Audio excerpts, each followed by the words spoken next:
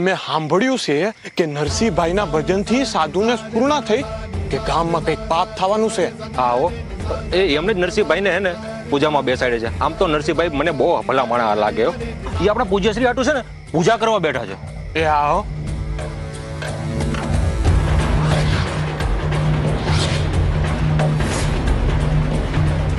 એ ભીખા, ત્યાં કોઈ છે? હા, ત્યાં કોઈક માણસ હોય એવું લાગે છે મને. હાલ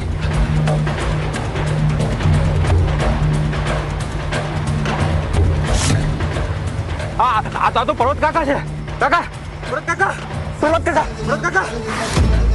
મને એવું લાગે છે અંધારામાં કાકાને દેખાણું નહીં હોય ને એટલે ગબડી પડ્યા હશે.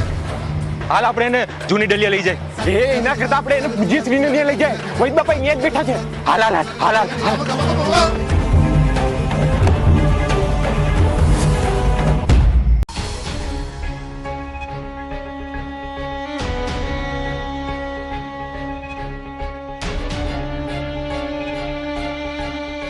હજુ તો માંડ શેઠાણીને ફેર આવતા ઓછા થયા ત્યાં વળી પર્વત કાકા બેભાન થઈ ગયા.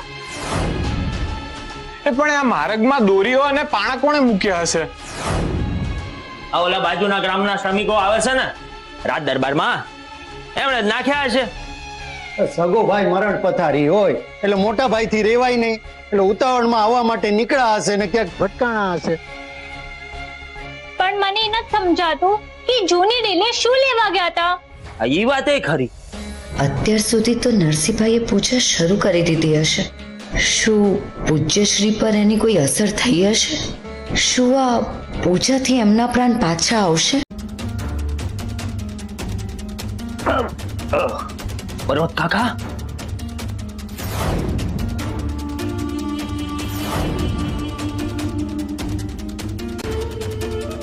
મોટા ભાઈ,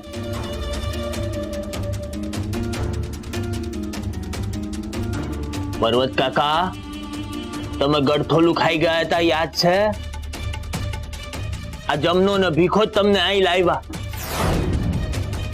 આમ તો વૈદ બાપા અંદર છે પણ અમે જ તમારા માથે અડધરનો પટ્ટો બાંધ્યો. આ તો અંદર કોઈ જઈ નથી શકતું, બાકી વૈદ બાપાને બોલાવી લાવત.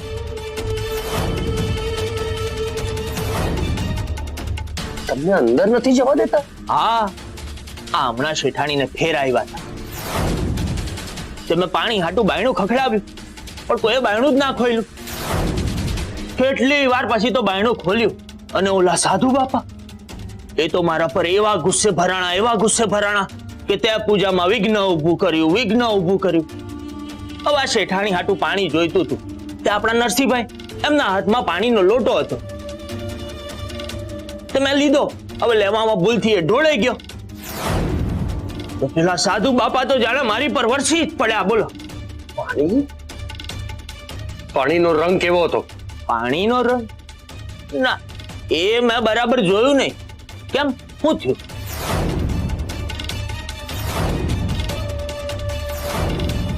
પાણીમાં કઈ ભેળવ્યું તો નહીં હોય ને? મોટા ભાઈ, આવું કેમ પૂછ્યું તમે?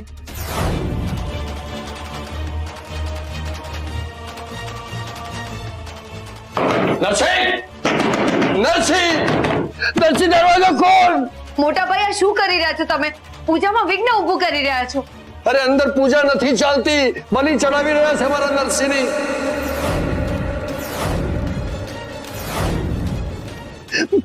મારા નરસિંહને કઈ કરી નાખશે શિવા.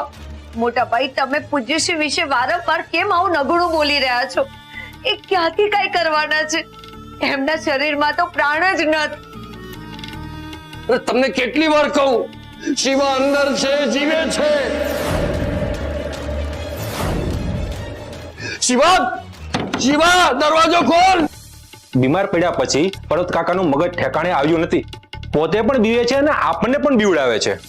જો તમારે જે વિચારવું હોય મારા માટે વિચારો, હું તમને જે કહું છું એ મારી વાત માનો. આ શિવા મારો સગો ભાઈ, એણે મને સાંકળેથી બાંધીને અંધારી ઓરડીમાં 5 વર્ષ પૂરી રાખ્યો હતો. એ નરસિંહ સાથે પણ કઈ કરી શકે એમ છે.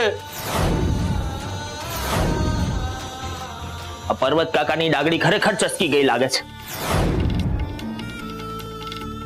આ શેઠાણીએ કહ્યું કે પૂજ્યશ્રીના શરીરમાં પ્રાણ જ નથી, પછી એ નરસિંહભાઈ સાથે શું કરી શકવાના હતા?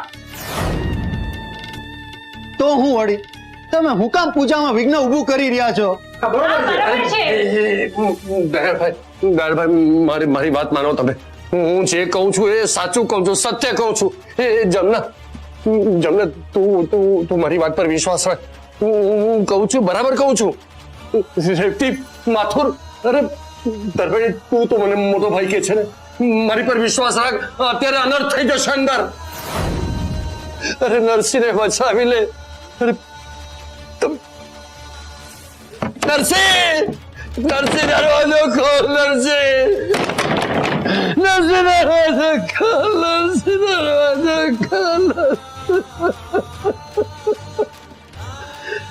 મારા નરસિંહને બચાવ.